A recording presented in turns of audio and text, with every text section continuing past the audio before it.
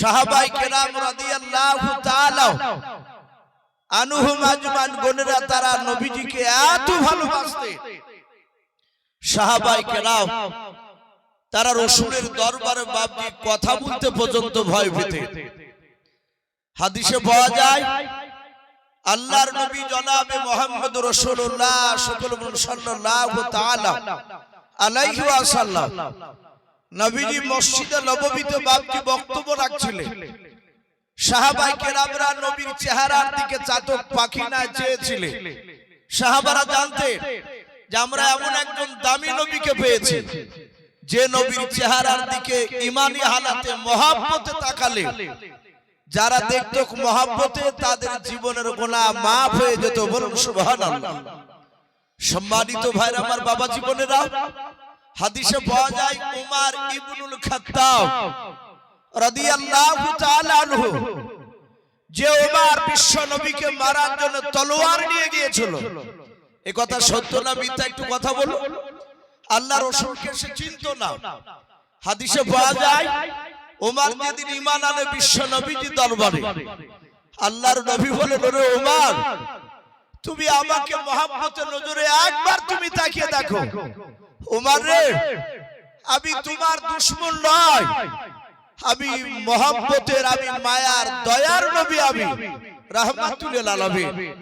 উমর আর পাগলামি করো না, অনেক পাগলামি করেছো। উমর বিশ্ব নবীর কথা তার ডাইরেক্ট কানে বাপজি শুনেছে, আল্লাহ রাসূলের কথা। উমর নবীর কাছে হাত জোড় করে বলছিল, গো নবী, ফিদাকা আবি ওয়া উম্মি ইয়া রাসূলুল্লাহ, নবী আপনার পদতলে আমার আব্বা খাত্তাব বাবার মা কুরবান হয়ে যাক। নবী আপনার কথা আমি মন দিয়ে আগে শুনেছিলাম না, কারণ বেঈমান আবু জেহেল তার বাপজি কথা বেঈমানেরা শুনতো। সে আবু জেহেল বলেছিল, লা তাসমাউ লিহাযাল কুরআন, খবরদার মুহাম্মদ সাল্লাল্লাহু আলাইহি ওয়াসাল্লামের কথা শুনতে যেও না, ওর কোরআনটা শুনবে না, ওর দলের লোকের কথা শুনবে না। আল্লাহ রাসূলকে দেখলে কাফেররা আঙ্গুল কানে দিয়ে বাপজি তারা চলে যেত, নবীর কথা যেন না কানে পৌঁছায়। আবু জেহেল জানতো নবীর কথা যদি কোনো মানুষ 5 মিনিট শুনে, ওই ব্যক্তি নবীর দল ছাড়া আর থাকতে পারবে না। বলুন সুবহানাল্লাহ।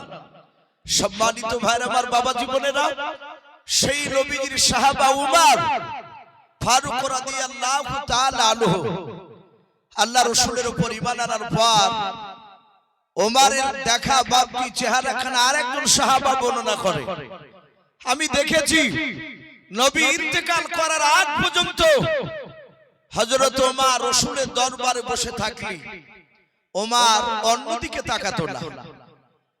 আমার বিশ্ব নবী জনাবে মুহাম্মদ রাসূলুল্লাহ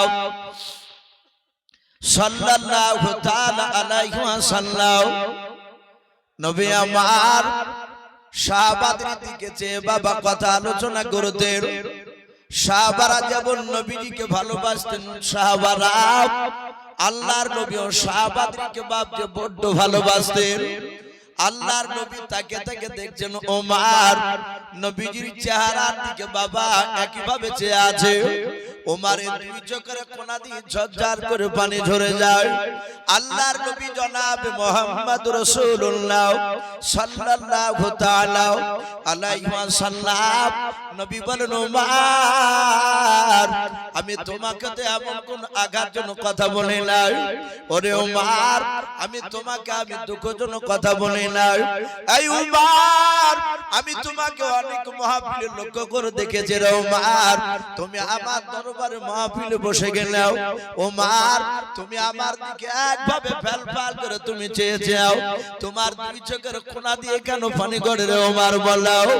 আল্লাহর নবীর কাছে ওমর হাত দুখানা জোড় করে কাঁদেন, বলে নবী গাও, ওগো আল্লাহর নবী, বেয়াদবি হলে মাফ করবেন নবী।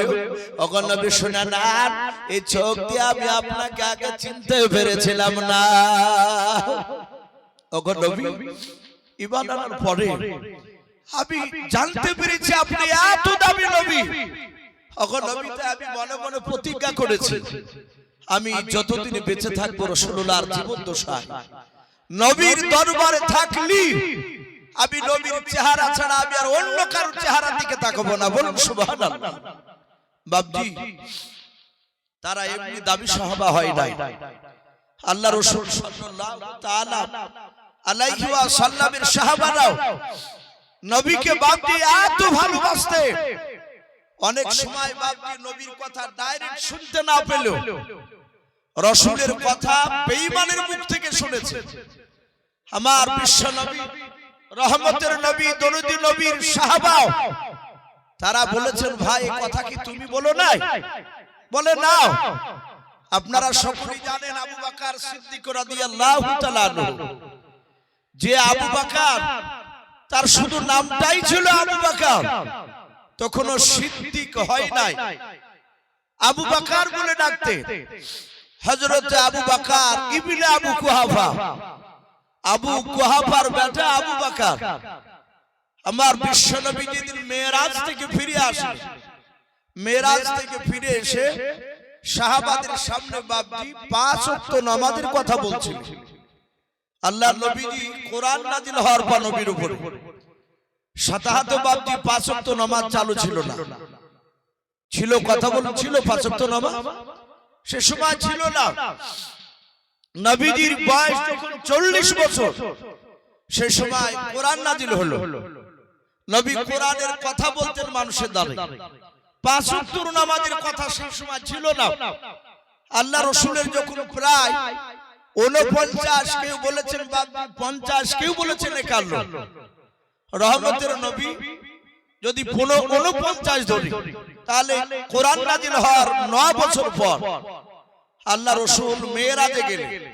মেরাজের ঘটনা অনেক লম্বা আছে, ওদিকে আমি যাব না। মেরাজ থেকে বাপজি ফিরে আসার পরে আল্লাহ রাসূল সাহাবাদের সামনে মক্কা নগরে ফজরের নামাজের পরে নবী সালাম ফিরে, ইমাম সালাম ফিরে মুসল্লির দিকে ঘুরে নবীজি রাত্রির ঘটনা বলতে লাগলেন। কিভাবে জিবরিল আলাইহিস সালামের সঙ্গে গেলেন। বেঈমান আবু জেহেল, উতবা, শাইবা, আবু সুফিয়ান, মক্কার সে সময় বাপজি তারা তাবুর তাবুর নেতা, বেঈমানে কাফিরের নেতা তারা। আবু জেহেল, উতবা, শাইবা যেই দিকে যেত মানুষরা ভয়ে থরথর করে কাঁপতো, কারণ তাদের দলে হযরত ওমর ছিল। সে সময় তখন ওমর ঈমান আনে নাই। আমার বিশ্ব নবীজি আলোচনা করছিলেন সাহাবাদের সামনে, উপস্থিত যারা সাহাবা ছিলেন সবাই নবীর কথাকে মানলেন। আবু জেহেলরা দেখলো যে দেখি দিন এখানে নবীর কাছের লোকটা, নবীর দলের লোক কে আসে না। তারা দরজা দিয়ে উকি মেরে দেখলো নবীজির বন্ধু আবু বকর নাই, এ তো নামাজে আসেনি। আবু জেহেল বিশ্ব নবীর মেরাজের ঘটনা শুনে একাই নয়, উতবা, শাইবা, আবু সুফিয়ান এবং আবু লাহাব নবীর আপন চাচা, রাসূলের আব্বার ভাই ছিল বাপজি 10টা। তার মধ্যে থেকে কিছু চাচা ছিল ইমানদার, নবীর উপরে ঈমান এনেছিল, আর কয়েকটা চাচা নবীর পাক্কা বিরোধিতা করেছিল। এই কথা সত্য না মিথ্যা? একটু জোরে বলুন। এই কথা সত্য। আল্লাহ রাসূলের বাপজি নবীর আপন চাচা যে প্রকাশ্য বিরোধিতা করেছিল সে ছিল আবু লাহাব। নবীজির সামনে ওপেন দাঁড়িয়ে রাসূলের বিরুদ্ধে বাপজি আপনার অপপ্রচার করত, নবীকে অকথ্য ভাষায় গালিগালাজ করত। আবার রাসূলের আরো কয়েকটা চাচা যেমন আব্বাস রাদিয়াল্লাহু তাআলা আনহু নবীকে দেখলে বাচ্চা ছেলের মতো দাঁড়িয়ে থাকতো। নবী বলতেন, চাচা আপনি তো আমার চেয়ে অনেক বড় বয়সে, কারণ আপনি আমার আব্বারও বয়সে বড়। আব্বাস বলতেন, ওগো আল্লাহর রাসূল, তুমি আমার ভাতিজা হলে তুমি পয়গম্বর রাসূল। বলুন সুবহানাল্লাহ। তুমি দামি নবী। নবীর বাপজি আরো কয়েকটা চাচা আছে, যেমন আমির হামজা রাদিয়াল্লাহু তাআলা আনহু। নবীর সামনে বাপজি রাসূলের চেহারার দিকে তাকাতে নবী বলেছিলেন, আমার চাচা আমির হামজার 2 হাতে 50টা যুবকের শক্তি আমার আল্লাহ একাই আমার চাচাকে দিয়েছিলেন। বলুন সুবহানাল্লাহ। তো বাপজি নবীজির কিছু চাচা প্রকাশ্য দুশমনি করেছে, আবার কিছু চাচা নবীর উপর ঈমান আনে না, নবীর উপর ঈমান মুটি আনেনি, অথচ বিশ্ব নবীকে নিজের জানের চেয়েও ভালোবাসতো। সেই চাচাটার নাম জানেন বাপ?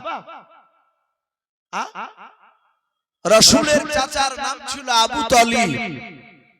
আব্বা শুনি তো ঈমান এনেছিলেন, আর নবীজির চাচা আবু তালিব এই লোকটা নবীর উপর ঈমান আনে নাই, কিন্তু আমার বিশ্ব নবীকে বাপজি আঘাত দিলে উনি সহ্য করতে পারতেন না।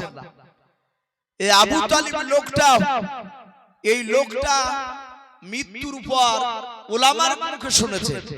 অনেকে যারা ইসলামিক ইতিহাস পড়েছেন তারা জানে ওই লোকটা জান্নাতি না জাহান্নামী। বাপ একটু জোরে বলুন, আবু তালিব লোকটা